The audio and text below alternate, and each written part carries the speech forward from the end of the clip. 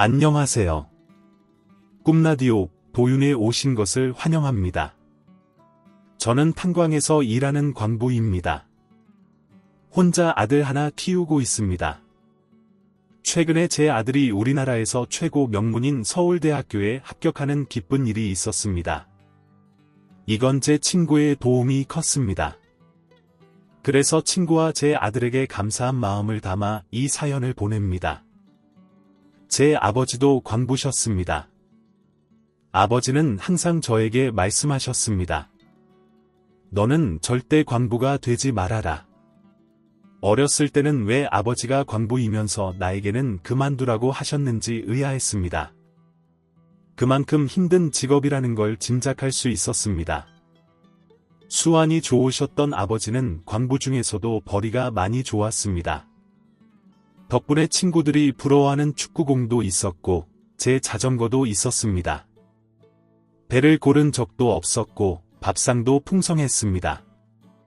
도시락에는 항상 달걀과 소시지가 있었습니다. 중학생 시절 저는 친구가 많은 아이였습니다. 좋은 장난감도 있고 축구공도 있어서 행복하게 자라 성격도 원만해서 친구들 사이에서 인기가 많았습니다. 그런데 그 시절 우리 반에는 외톨이처럼 혼자 다니는 친구가 하나 있었습니다. 이름이 동욱이었던 그 친구는 소극적이고 활동적이지 않아서 친구들과 잘 어울리지 못했습니다. 아무도 그 친구에게 관심을 주지 않았고 마치 없는 사람처럼 대했습니다. 저도 다르지 않았습니다. 그러던 중학교 1학년 여름방학이 되었습니다. 어머니가 아침부터 잘 안 하시던 화장을 하고 계셨습니다. 엄마 어디 가요? 대경아 일어났구나. 엄마 친구 만나러 시내 가서 밥 먹고 오려고. 친구 누구요? 뭐 먹는데요? 저도 갈래요. 그래, 대경이도 같이 가자.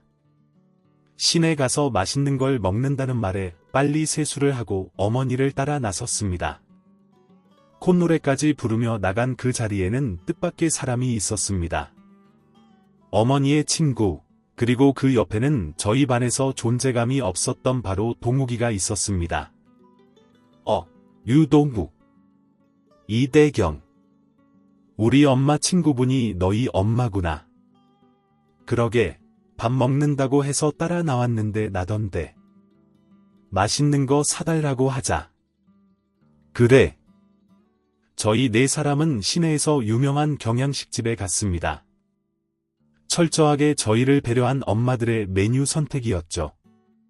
접시에 꽉 차는 돈가스를 한 그릇씩 차지한 저와 동욱이는 눈을 반짝이며 칼질을 시작했습니다. 그런데 그 친구의 칼질이 영 서툴더라고요. 계속 접시가 덜컹거리고 돈가스가 밀렸습니다. 칼질 잘 못해? 이런 거 많이 안 먹어봐서. 자, 나 다 썰었어. 이 반 됐으니까 이거 내가 먹어. 그거 줘. 내가 썰어서 먹을게. 안 그래도 괜찮은데 내가 해서 먹으면 되는데 너 귀찮잖아. 나 칼질 좋아해. 엄청 빨리 잘해서 괜찮아. 고마워.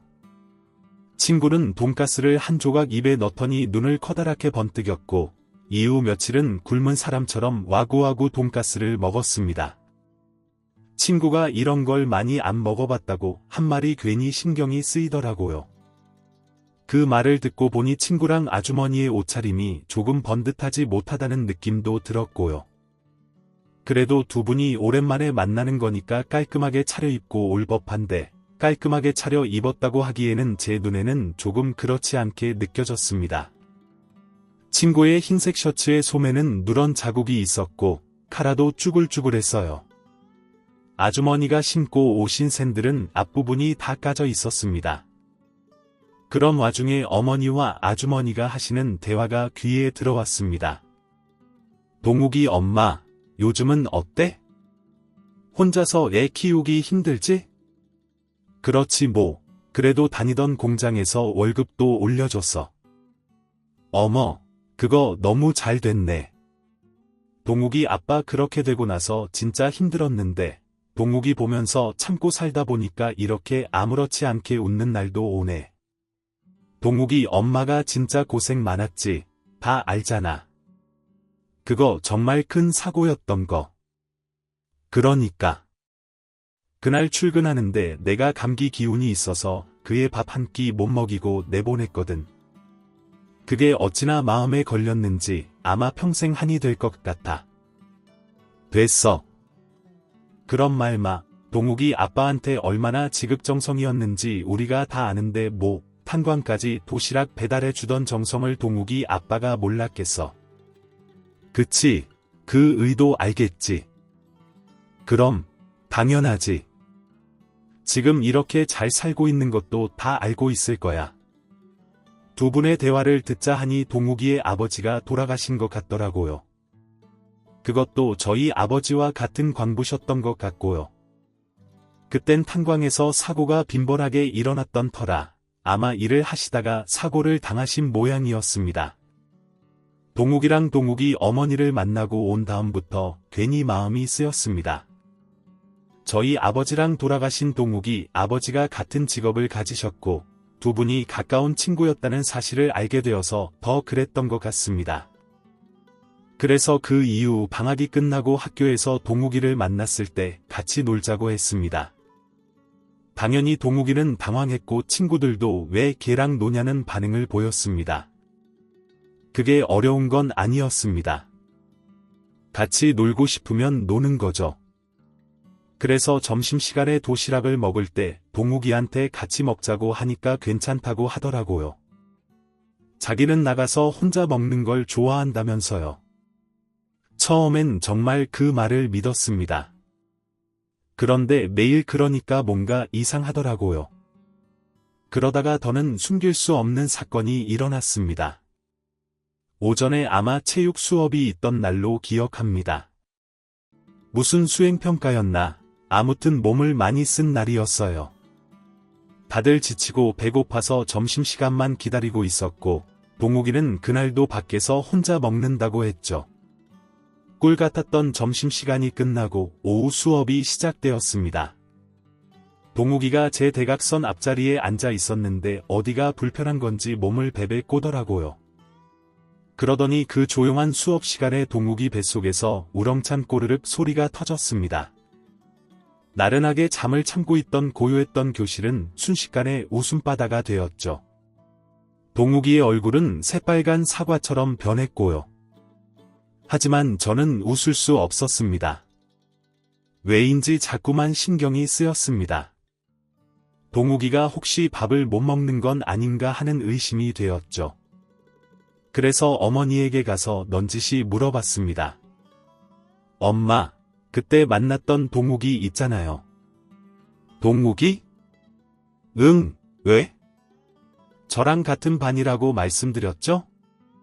응, 말해줬잖아. 혹시 동욱이네 집 많이 힘들어요? 왜? 동욱이한테 무슨 일 있니? 놀림받아. 아니요, 그건 아니고 그냥 아무래도 어머니가 혼자 키우시니까 어려움은 있겠지. 동욱이 엄마가 씩씩하고 야무진 사람이라는 건 알지만 원래 이 동네 사람도 아니었고 결혼 일찍 하기도 했고 타지에서 남편 없이 혼자 아들 키우는 게 쉽겠어. 그날 괜찮다고는 했지만 힘들어 보이긴 하더라. 그랬구나. 엄마, 그럼 저 내일부터 도시락 하나만 더 싸줄 수 있어요? 그래, 그게 뭐 어렵다고. 엄마가 싸줄게. 감사합니다. 저는 다음 날부터 학교에 제일 먼저 갔습니다. 1등으로 도착해서 동욱이 책상 서랍에 도시락을 넣어두었습니다. 제가 도시락을 챙겨준다는 걸 알면 혹시 자존심이 상할까봐 그랬던 거죠. 학교에 와서 도시락을 발견한 동욱이의 표정은 굉장히 당황스러워 보였습니다. 드디어 점심시간이 되었고 동욱이는 책상 위에 놓인 도시락을 보고 고민하는 듯 했습니다.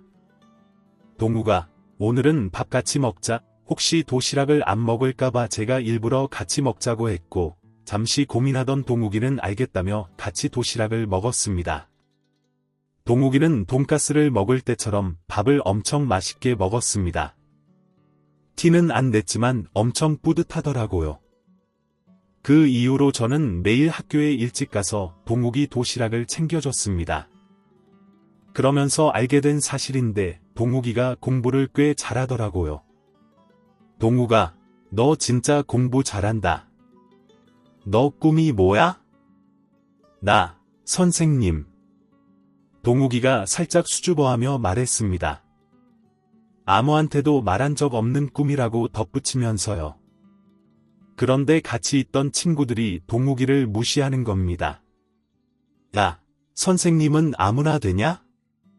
발표도 잘 못하는 게 무슨.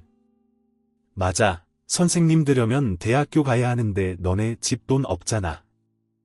걔네들이 정말 동욱이를 무시하려고 하는 의도였는지 별 생각 없이 하는 말이었는지는 모르겠습니다.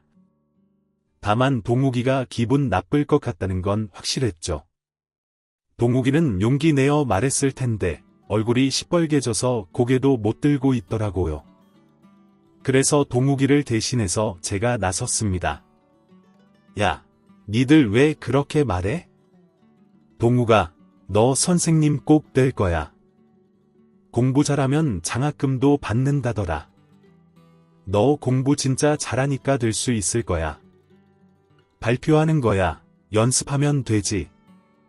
동욱이는 고개를 끄덕였습니다. 그 이후로도 몇 번 같은 반 애들이 동욱이를 무시하거나 기분 나쁠 만한 말을 하면 제가 대신 나서주었습니다. 그렇게 동욱이와의 추억으로 가득했던 중학교 1학년이 끝이 나게 되었습니다. 겨울방학을 앞둔 날이었습니다. 학교 끝나고 교과서를 가득 챙겨서 집에 가려는데 동욱이가 오더라고요. 대경아. 고마웠어. 뭐가? 알잖아. 도시락 나인 거 알고 있었어. 그렇게 티를 냈는데 모를 리가 있겠어. 그리고 너랑 내 도시락 맨날 똑같았잖아. 자식 눈치 빠르네. 근데 왜 그동안 말 안 했어? 그냥 네가 그리 하고 싶은 것 같아서. 그랬구나. 고마워. 맛있게 먹어줘서. 나 방학에 이사 가. 그래. 어디로? 서울. 이모가 거기 사셔서 그쪽으로 가게 됐어. 그랬구나. 아쉽다. 너랑 더 놀고 싶었는데. 그러게. 나도 아쉽다. 그래도 넌 친구 많잖아. 분명 잘 지낼 거야. 나중에 어른 되어서 만나자. 그래. 그러자. 내가 너 따라 서울 갈게. 응, 내가 꼭 선생님 되어서 너 기다릴게. 그게 동욱이와의 마지막 대화였습니다. 동욱이는 정말 겨울방학에 이사를 갔고 그 이후 동욱이의 모습은 볼 수 없었습니다. 제 일상이 달라진 것은 없었습니다. 비어있는 도시락통 하나를 볼 때마다 동욱이 생각이 나긴 했지만요.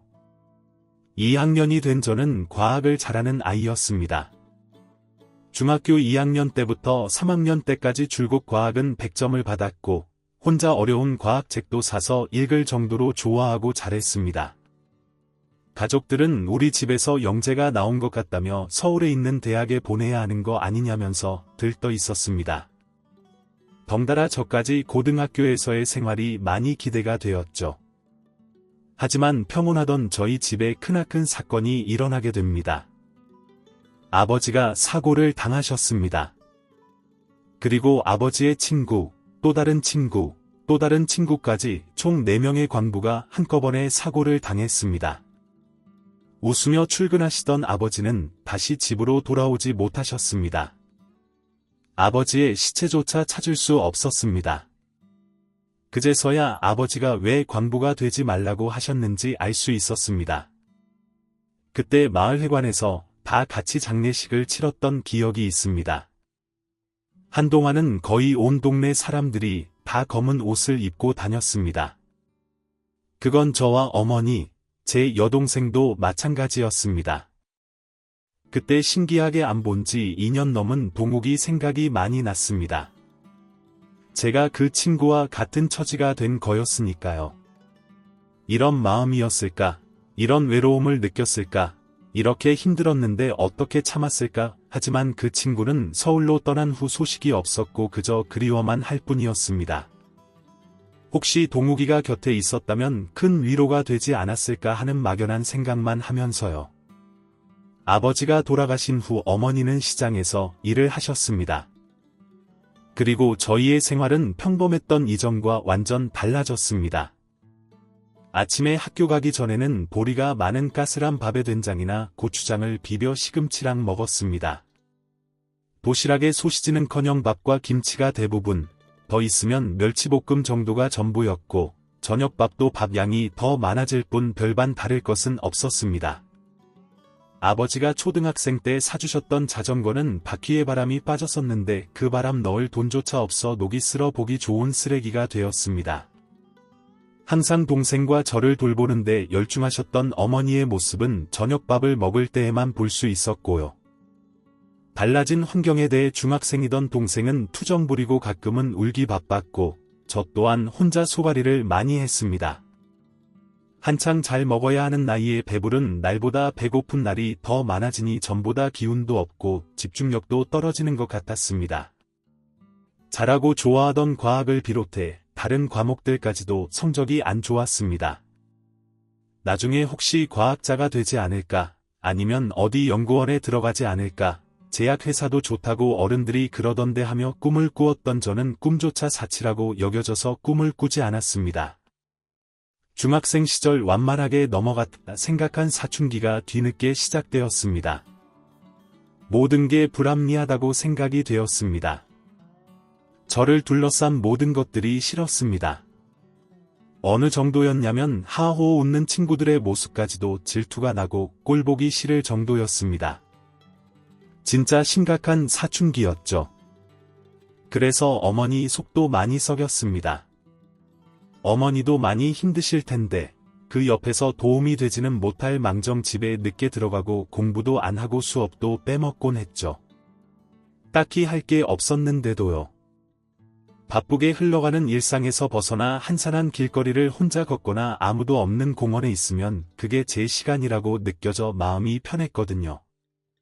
그렇게 고등학교 2학년이 되었고 저는 여전히 어머니 속을 썩이는 사춘기 고등학생이었습니다. 속은 썩여도 몸까지 힘들게 한 적은 없었는데 언젠가 터질 것처럼 아슬아슬하던 일이 결국 터지고 말았습니다. 2학년이 되고서 새로 같은 반이 된 남자애들 무리가 있었는데 걔들이 저를 별로 안 좋아하더라고요. 야 제가 걔지 괜히 혼자 멋있는 척하고 다닌다는 친구도 없이 맨날 혼자 다니는데 뭔가 재수 없다니까 제 집도 되게 못 산다는데 근데 왜 똥폼 진짜 재수 없네. 그들이 저를 싫어하는 이유는 없었습니다. 그냥 그저 똥폼을 잡았답니다. 저는 그냥 다 싫어서 친구들하고도 거리 두고 혼자 다니는 거였는데 그게 재수 없고 똥폼이랍니다. 웃기지도 않죠. 그저 그들 눈에는 남들과 다른 좀 튀는 제가 눈에 가시였던 거겠죠. 그 이후 조용했던 학교 생활은 완전히 달라지게 됩니다. 은근슬쩍 저를 비하하는 말을 해대거나 다 들리게끔 제 욕을 한다거나 일부러 발을 걸어 넘어뜨리는 행동들도 있었습니다. 괜히 부스럼을 만들기 싫어서 꾹 참았습니다. 저런 애들 상대해봐야 저만 피곤하고 앞으로도 계속 상대해야 할 것 같았기 때문이죠. 그런데 참을 수 없는 사건이 일어났습니다. 야 똥폼 오늘도 똥폼이냐 그냥 가라 가긴 어딜 가 야 너 아빠 없다며 가라고 했다 탄광 뭐랬더라 광부모 그거였다면서 얼마나 할 일이 없으면 목숨 걸고 일을 하냐 더 참을 수도 참을 이유도 없었습니다. 저는 그 애한테 주먹을 날렸습니다. 진짜 죽도록 했습니다. 어떻게 돌아가신 제 아버지를 감히 입에 올리는 것도 모자라 그런 말을 할 수 있는지 화가 나서 눈물이 다 날 지경이었습니다. 결국 저는 학교에서 퇴학을 당했습니다. 그 애가 많이 다쳤거든요. 그만큼이나 크게 다친 제 마음도 꺼내서 보여줄 수 있다면 그러고 싶은 심정이었습니다. 걔가 무슨 말을 했건 간에 무조건 제 잘못이라며 퇴학까지 시켰고 그의 부모는 저희 어머니에게 병원비를 요구했습니다. 어머니는 더 바쁘게 일을 하셨습니다. 집에 오는 시간도 늦어지고 앓는 소리를 내는 것도 많아지셨습니다. 너무 죄송했습니다. 왜 나란 놈은 어머니를 힘들게만 하는지 속이 상했습니다. 저도 어머니에게 도움이 되는 사람이 되고 싶었습니다. 무엇보다도 그의 부모가 요구한 돈을 모조리 어머니에게 부담하게 하고 싶지 않았습니다. 그래서 저는 탄광에 들어가기로 했습니다. 어머니 몰래 탄광에 들어간 지 고작 3일째 되던 날 결국 들키고 말았습니다. 그 탄가루 냄새 땀을 속일 순 없었던 거죠. 대경이 너 미쳤어? 거기가 어디라고 들어가 왜요? 저도 돈 벌려고요. 내가 언제 너한테 돈 벌어오라고 했어? 그렇다고 해도 어떻게 거길 들어가 너희 아버지 죽은 거길 어떻게 들어가 보고 자란 게 이것뿐인데 그럼 어떡해요? 안 돼 당장 나와 절대 나가지 마. 엄마 죽는 꼴 보고 싶어서 그래. 저는 아버지가 아니에요. 엄마 조심할게요. 그냥 하게 해주세요. 한동안은 어머니랑 말도 안 하고 지냈습니다. 저한테 많이 실망하신 건지 속상하신 건지 미안한 건지 그건 모르겠습니다. 그렇게 며칠을 한 집에서 남처럼 지내다가 어느 날 갑자기 삼겹살을 구워주셨습니다. 잘 먹겠습니다. 어머니는 제 눈도 보지 않으시고 잘 익은 고기를 제 그릇에 옮겨주시며 말씀하셨습니다. 안전모 꼭 쓰고 마스크도 잘 쓰고 이상하다 싶으면 들어가지 말고 그게 살 길이야. 박씨네 아저씨 잘 쫓아다녀 마누라가 사주 보고 왔는데 박씨 아저씨가 명이 길다더라 뭐든 조심해야 해.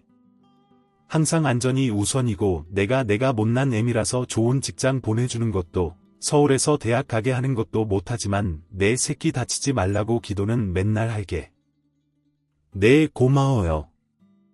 엄마 안 다치고 잘할게요.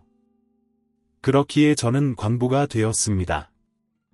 광부 일은 나름 할 만했습니다. 아니 사실 처음엔 많이 두려웠습니다. 이러다 죽는 거 아닌가 싶을 만큼 다리가 덜덜 떨린 적도 많았고 그 엄청난 굉음을 들으면 몇 번이고 환청처럼 귀에 울렸습니다. 한동안은 그 공포가 어마어마해서 악몽까지 꾸고 가위에도 눌릴 정도였으니 말 다한 거죠. 그런데도 저에게 별다른 선택지는 없었습니다. 말 그대로 보고 자라는 게 그거였고 가장 접근하기 좋은 위치에 있었으며 제가 할 수 있는 일 중 벌이가 가장 괜찮았거든요. 저와 싸웠던 그 애한테 병원비와 합의금을 광부 일하고 4달 만에 갚을 수 있었습니다. 큰 돈을 요구해서 머리가 너무 아팠는데 그렇게 해치우고 나니 마음이 편하더라고요. 그 이후로도 저는 계속 일을 했습니다. 딱히 계속할 이유도 없었지만 그만둘 이유도 없었거든요. 생활비에 도움이 되고 동생 대학교 등록금을 벌자는 생각으로 열심히 일을 했습니다. 그렇게 일해서 동생 학원비도 보태고 대학도 보냈습니다. 평생 광부 일만 할 것처럼 탄광에서 일하는 것은 제 전부였습니다. 매일 온몸이 새카매질 정도로 석탄을 뒤집어 쓰고 땀으로 다 적신이 연애할 겨를도 없었고 딱히 관심이 가지도 않았습니다. 그저 퇴근 후 아저씨들하고 삼겹살에 소주나 먹는 게 유일한 낙이었죠. 그런데 어느 날 퇴근하고 모였는데 매일 가던 고깃집이 아닌 새로운 고깃집으로 가더라고요. 맨날 가던데 안 가요. 요 앞에 삼겹살집 새로 생겼대서 한번 가보려고 허름한 이 동네와 어울리지 않는 깔끔하고 아담한 고깃집이었습니다. 가게 안 테이블도 4개가 전부였습니다. 그나마 저희가 갔을 땐 여름이었어서 가게 앞에 자리를 깔아줘 좀 더 여유롭게 먹을 수 있었죠. 가게가 엄청 작네요. 지난주에 생겼대 한번 맛이나 보지 뭐 먼저 도착해 있던 아저씨들이 주문을 먼저 해놓았고 저희는 고기가 나오기도 전에 소주를 한 잔씩 들이키고 있었습니다. 그때였습니다. 한 아저씨가 고기 나왔다라고 말하며 테이블 한쪽을 치웠고 저는 고기가 오고 있는 쪽을 돌아봤습니다. 사장이라고 하기에는 애땐하지만 알바생은 아닌 것 같은 젊은 여자가 이쪽으로 오고 있었습니다. 제가 그때 28살이었는데 제 또래처럼 보였습니다. 곱슬기가 있는 하나로 묶은 머리에 피고 깨끗한 피부, 깔끔하게 두른 앞치마가 참 잘 어울렸습니다. 저는 한참이고 넋을 놓고 그 여자를 쳐다봤습니다. 같이 일하는 아저씨들이 호기심 어린 말투로 그 여자에게 물었습니다. 사장님이세요? 네, 아이고 엄청 젊으시네. 그렇죠, 많이 드세요. 필요한 거 있으면 말씀하시고요. 생글생글 예쁘게 웃는 모습이 너무 아름다웠습니다. 젊은 나이에 이런 곳에 와서 고깃집을 운영하다니 무슨 사연이 있는 걸까 궁금하기도 했고요. 동네 사람으로는 안 보였거든요. 저는 그날 이후 그 고깃집 사장이 생각났습니다. 그리고 계속 그곳에 가고 싶었죠. 아저씨 모퉁이에 있던 그때 그 고깃집 진짜 괜찮지 않았어요. 그래 좀 좁지 않았나? 에이 좁으면 붙어 있고 좋죠. 뭐 고기도 맛있던데요. 반찬도 잘 나오고 반찬 김치 같은 것밖에 더 줬나? 뭐 대경이 너 거기 사장한테 반했구나? 네, 반하긴 뭘 반해요? 그냥 고기가 맛있어서 그런 거지. 그래 가자. 가, 고기 맛있는 거기로 가자. 저는 아저씨들한테 말도 안 되는 이유를 대가면서 그 고깃집으로 데리고 갔습니다. 가서 딱히 말을 걸지는 못했지만 그냥 그 여자의 얼굴을 보는 게 행복했습니다. 이런 게 사랑이구나 하고 제 인생 처음으로 깨닫게 되는 순간이었죠. 그렇게 2달을 거기 고깃집만 갔습니다. 그러던 어느 날이었습니다. 그날 일이 많이 고되기도 했고 다음 날 일이 없는 날이라서 그랬는지 아저씨들이 꽤나 얼큰하게 취하셨습니다. 더 드시면 안 될 것 같아 서둘러 자리 마무리하려고 한 분 한 분 택시 불러드리고 사모님 불러서 귀가할 수 있게 도와드렸습니다. 그렇게 정신없이 아저씨들 보내고 나니 어느새 주인 여자가 제 옆에 서 있었습니다. 그 여자도 저랑 같이 아저씨들 모시는 거 도와드렸거든요. 의식하지 못하고 있다가 모두 가고 둘만 남으니 저는 얼음처럼 굳어버렸습니다. 먼저 입을 연 건 그녀였습니다. 고생이 많네요. 네, 뭐려? 대경 씨는 안 취했나 봐요. 네, 아저씨들 챙기느라 술이 다 깼네요. 그럼 저랑 한 잔 더 하실래요? 고장난 로봇처럼 삐걱대며 겨우 고개를 끄덕였습니다. 그날 아무도 없는 고깃집에서 저희는 많은 대화를 나누었습니다. 그녀는 원래 다른 지역 사람이라고 했습니다. 어떻게 이곳으로 왔냐니까 그녀의 아버지의 고향이라고 하더라고요. 그리고 아버지는 돌아가셨다고 했습니다. 어머니 없이 아버지 밑에서 혼자 자란 그녀는 외로움을 많이 탄다고 했습니다.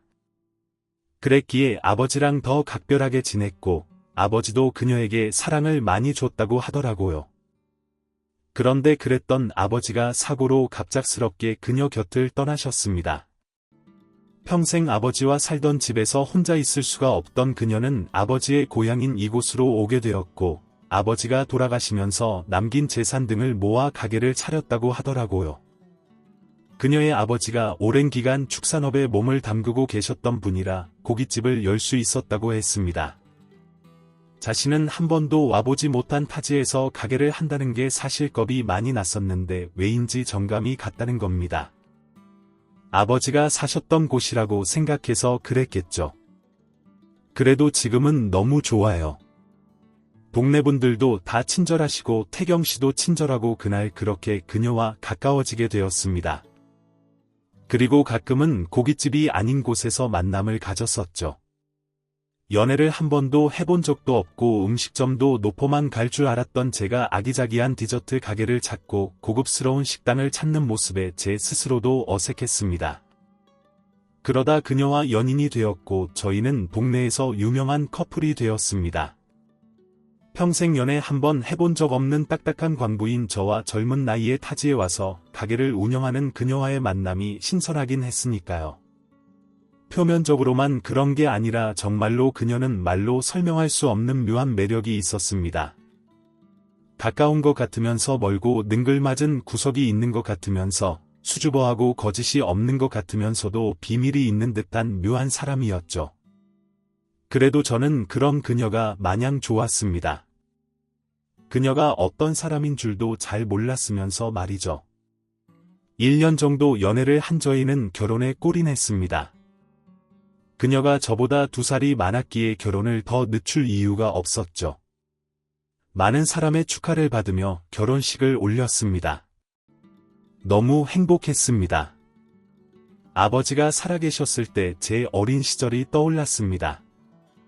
청소년기와 다르게 행복한 기억으로 가득한 유년 시절이었습니다. 그런 행복한 가정을 꾸릴 생각이 많이 들떠 있었습니다. 결혼 생활은 순탄했던 것 같습니다. 그녀는 여전히 가게 운영을 했고 저는 여전히 광부 일을 하면서 열심히 살았죠. 식 올린 지 3달이 안 되어서 저희에게 아이가 찾아왔고 임신 중기쯤에 아내는 운영하던 가게를 정리했습니다. 괜찮겠어. 그럼 괜찮지. 권리금 많이 받기로 했으니까 됐어. 그래도 아버님이 주신 재산으로 당신이 열심히 운영하던 건데 아무래도 내가 운영할 걸 그랬나? 에이 아니야. 자기 가게 운영 한 번도 안 해봤잖아.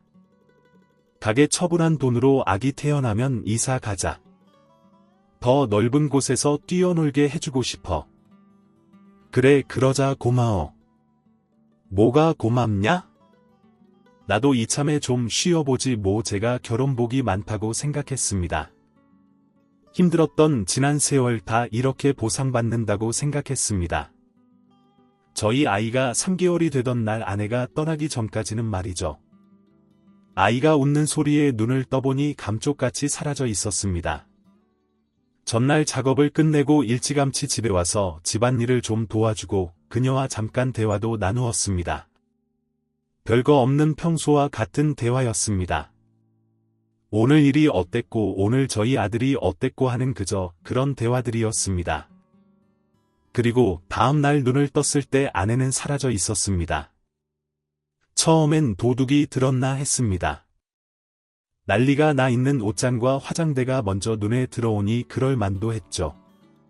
우는 아이를 달래고 다시 정신 차리고 옷장을 뒤져보니 통장, 현금, 아이 10일 반지 같은 것들이 모조리 없어져 있었습니다. 그리고 또 하나 아내의 짐이 하나도 없었습니다. 텅텅 비어있는 화장대 안에 옷이며 속옷까지도 단 하나도 보이지 않았습니다. 당황스러운 마음을 뒤로 하고 경찰에 신고를 했습니다. 강도 신고와 실종 신고를 같이 했습니다. 실종 신고를 하기에는 이르다며 일단 아내의 신분을 확인해 주더라고요. 이름과 주민등록번호를 말했습니다. 몇 번이고 말했지만 없는 사람이랍니다. 그럴 리가 없다고. 이 앞에 가게도 운영하던 사람이라니까 아직은 확인이 안 된답니다. 저는 미친놈처럼 그녀를 찾아 헤맸습니다. 부동산들을 돌아다니며 모퉁이 삼겹살집을 운영했던 사람을 아냐고 물어봤습니다. 10군데쯤 돌았을까 한 부동산에서 자신이 계약을 했다며 알려주더군요. 알죠? 제가 계약했으니까 가게 오픈하고 지나가면서 보기도 했고요. 그런데 남자는 안 보이고 여자가 운영하더라고요. 네, 남자요? 네, 계약은 남자가 했거든요. 이름도 남자 이름, 계약금도 남자가 들고 왔어요. 여자는 보지도 못했어요. 그런데 여자가 운영하고 있길래 뭐 안 사람이나 되나 했죠. 뭔가 잘못되어도 단단히 잘못되었다고 생각했습니다. 내가 결혼했던 사람은 대체 누구인지 무서워질 정도였습니다. 저는 홀린 듯이 동사무소로 가서 가족관계 증명서를 뽑았습니다. 아무도 없었습니다. 아내도 아이도 애초에 혼인신고가 되어 있지 않았던 겁니다. 어렴풋이 떠오르는 그날의 기억을 끄집어냈습니다. 바쁜 저를 대신해서 그녀가 혼인신고를 한다며 같이 집에서 서류 작성하고 제 신분증도 가져갔었습니다. 아이가 태어나고도 제가 출생신고를 한다는 것을 그녀가 자신이 한다며 동사무소에 갔었습니다. 그렇게 거짓말을 하고 출생신고도 하지 않았던 겁니다. 다리가 덜덜 떨릴 정도로 충격적이었습니다. 내가 뭐에 홀렸나 했습니다. 시간이 조금 더 지나자 경찰에서 실종 신고를 접수해준다고 했습니다. 하지만 저는 그녀의 이름도 가족도 심지어는 나이까지도 알 수 있는 게 없었습니다. 그제서야 동네 사람들이 그녀의 이상했던 점을 말해주더랍니다. 그래 좀 이상하긴 했어. 내가 가게가 바로 옆이니까 준비하는 거 다 봤잖아. 그때도 웬 남자랑 붙어 있었거든. 분위기가 딱 봐도 부부였단 말이지. 그 여자 세탁 소집 황씨 아들한테도 요상하게 행동했다더라고. 자꾸 술 한잔 하자고 하고 그 여자한테 관심 보인 남자가 한둘이야. 듣기론 대경씨랑 결혼 전에 몇 번 만났다던 남자들도 있는 것 같던데 묘한 분위기, 뭔가 숨기는 듯한 느낌 넘을 수 없는 선. 제 느낌이 잘못되었던 게 아니었습니다. 그녀는 꽃뱀이었습니다. 더 나중에 들은 바로는 돈을 요구한 적도 있다더라고요. 결혼 생활 동안 제가 벌어오는 모든 돈을 그녀에게 가져다 주었습니다. 더불어 결혼 후 신혼집도 안 구하고 제가 살던 집에서 살았습니다. 돈 더 모아서 이사 가자면서요. 저는 그녀의 뻔뻔한 속셈도 모르고 모든 돈을 맡겼습니다. 제가 이제껏 벌어온 전 재산이었습니다. 제가 아파도 병원 안 가고 약국에서 약 사다 먹으면서 참고 반찬값 아끼면서 모은 돈이었습니다. 그렇게 그녀가 가져간 돈이 1억이 넘는 돈이었습니다. 제 행복 재산 모든 게 그녀와 함께 그렇게 사라졌습니다. 그리고 제겐 막 100일이 된 아들이 남았죠. 정말 막막했습니다. 저 결혼 전에 어머니도 돌아가셨거든요. 도움받을 곳이 전혀 없었습니다. 그래서 아직까지도 저희 아이한테 많이 미안한 게 남의 손을 키웠습니다. 광부 아저씨들이 제 사정을 알아주셨고 사모님들이 번갈아가며 저희 애를 봐주셨습니다. 감사하는 마음도 컸지만 그만큼 죄송한 마음이 훨씬 더 컸습니다. 당시에 제가 일하는 곳에는 제 또래는 거의 없었고 다 저희 아버지 뻘 삼촌뻘 분들이셨거든요. 그래서 다들 저만 한 아들 중고등학생 자녀들을 두신 분들이 많았기에 갓난쟁이 봐주는 게 쉽지 않았을 상황이었던 걸 다 알고 있었습니다. 그래도 한 번도 싫다는 소리 안 하시고 정성껏 저희 애를 키워주셨습니다. 그래서인지 아들은 일찍 철이 들었고 아빠로서 어리숙한 저와 달리 야무지고 똑부러지는 아들로 자라주었습니다. 이 부족한 아빠 밑에서 잘 자라준 채 아들 자랑 조금 하자면 초등학생 때 회장도 몇 번 하고 수학 경시대회 나가서 상도 받아온 적이 있었습니다. 남자아이인데도 손재주가 좋아서 그림도 아주 잘 그렸습니다. 다른 아이들과 다르게 엄마가 없다는 말을 들었을 때에도 알고 있었다는 듯이 겸허하게 받아들였고요. 아내가 그렇게 떠나고 아직 기어다니지도 못하는 이 애를 어떻게 키우나 참 막막했습니다. 그런데 시간이 다 해결해 주더라고요. 사모님들이 차례로 봐주시다가 유치원도 잘 다니고 한글도 숫자도 알아서 척척 잘 떼고 학교에서도 칭찬 많이 들으며 의젓하게 다니고 중학생 때도 혼자 학교 학원 잘 다니며 공부도 잘하고 졸업을 했습니다. 그런데 저희 애가 정말 어른스럽거든요. 그런 애가 고등학교 입학 앞두고 생전 안 하던 말을 하더랍니다. 아빠 제 입학식에 못 오시죠? 입학식. 네, 한 번도 오신 적 없잖아요. 저 입학식에서 성적 우수생으로 상 받을 것 같은데 오시면 안 되죠. 저는 아들 초등학교 입학식 때도 초등학교 졸업식, 중학교 입학식, 중학교 졸업식까지 한 번도 간 적이 없었습니다. 아들이 한 번도 그 일로 얘기를 한 적이 없어서 괜찮은 줄 알았는데 사실은 속상했나 봅니다. 부모님도 없이 혼자 우두커니 서 있었을 아들을 생각하니까 괜히 찡해지더라고요. 게다가 입학식에서 상까지 받는다니 무조건 가겠다고 했습니다. 아빠가 일 끝나고 빨리 달려갈게 기다려줄 수 있지 정말요? 네, 아빠 기다릴게요. 아들의 입학식 며칠 전부터 광부 아저씨들한테 얘기를 해두었습니다. 그날 새벽부터 작업이 있는 날이라 발파만 하고 먼저 가보기로 했었죠. 그런데 하필 아들 입학식이었던 그날에 작은 사고가 났습니다. 다행히 인명피해는 없었지만 갱도 안에서 몇십 분 동안 씨름을 해야 했었죠. 결국 온몸에 탄가루를 뒤집어 쓴 저는 일단 아들의 학교로 달렸습니다. 지체할 시간이 없었습니다. 이미 많이 늦었었거든요. 허둥지둥 달려 도착한 아들의 학교에선 이미 학부모와 아이들이 하나둘 빠져나오고 있었습니다. 얼른 강당으로 뛰어갔습니다. 입학식은 이미 끝이 나 있었습니다. 물론 아들이 상을 받는 장면도 놓쳤었죠. 그래도 아들이 기다리고 있을 테니 얼른 아들을 찾아 나섰습니다. 승찬아, 아버지 오셨네요. 선생님, 저희 아버지예요. 아버지 1학년 담임 선생님이에요. 아들이 담임 선생님과 얘기를 나누고 있더라고요. 저는 온몸에 탄가루를 뒤집어 쓴 것도 있고 꼬박꼬박 인사를 했습니다. 정말 죄송합니다. 제가 탄광에서 일을 하는데 사고가 나서 조금 늦었어요. 우리 아들 상 받는 것도 못 보고 죄송합니다. 모쪼록 저희 애 잘 부탁드립니다. 선생님. 네네. 괜찮습니다. 별일 없으셨어요? 승찬이가 아버님 안 오신다고 걱정을 많이 했어요. 승찬이 멋있게 상도 잘 받았습니다. 제가 사진도 찍어두었어요. 아버님, 제가 승찬이랑 있을 테니까 얼굴이라도 씻고 오실래요? 답답하실 것 같아서요. 아이고, 내 정신 좀 봐. 네, 그럼 잠시 다녀오겠습니다. 감사합니다. 저는 얼른 화장실에 가서 시커먼 얼굴을 씻어냈습니다. 한참을 벅벅 문지르고 밖에서 옷도 털어내고 다시 아들을 찾아갔습니다. 감사합니다. 선생님 아니에요. 아버님, 제 소개를 못 드렸네요. 이번에 1년 동안 승찬이 담임 선생님을 맡게 된 유동욱입니다. 유동욱.